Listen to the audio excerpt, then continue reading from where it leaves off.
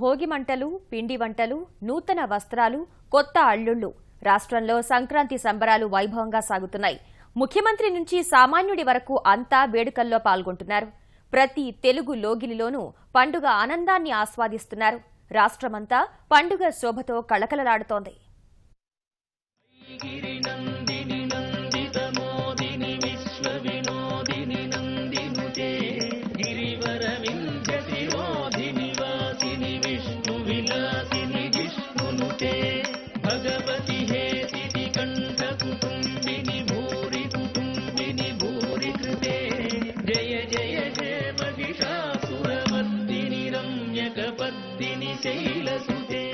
తెలుగువారి ముఖ్య పండుగైన సంక్రాంతి సంబరాల్లో ముఖ్యమంత్రి చంద్రబాబు ఉత్సాహంగా పాల్గొన్నారు. విజయవాడ A1 కన్వెన్షన్ సెంటర్లో రాష్ట్ర ప్రభుత్వం సంక్రాంతి వేడుకలు నిర్వహించింది.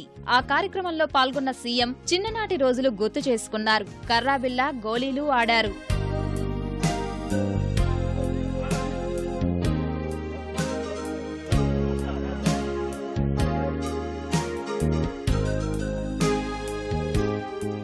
భోగి మంటల్లో పిడకల వేసిన చంద్రబాబు గాలిపటాలను ఎగురవేశారు. బొమ్మల కొలువులను ఆసక్తిగా తిలకించారు.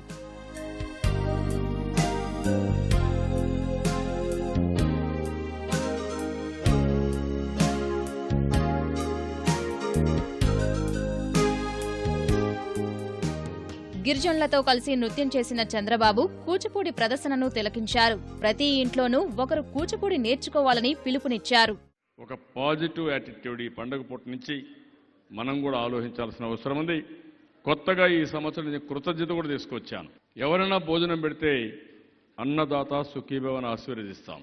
కానీ ఇటీవల కాలంలో ఏమొచ్చినా సాటిస్ఫాక్షన్ లేకుండా పోయింది. అదే మరి ఎవరన్నా కానీ సహాయం చేసినా వాళ్ళని కనీసం థ్యాంక్స్ చెప్పే సంస్కారం కూడా లేకుండా పోయే పరిస్థితి వస్తూ ఉంది. మీరు ఎప్పుడైతే ఒక కృతజ్ఞతాభావం వస్తే దానివల్ల అవతల వాళ్ళకంటే మీలో కూడా చాలా మార్పు వస్తుంది. మంచిని గ్రహించినట్టు అవుతుంది, చెడును ఖండించినట్టు అవుతుంది. చెడును ఖండిస్తే మంచి వాళ్ళ సంఖ్య పెరుగుతుంది, మంచి పెరుగుతుంది. మంచి పెరిగితే అది మనకే లాభం.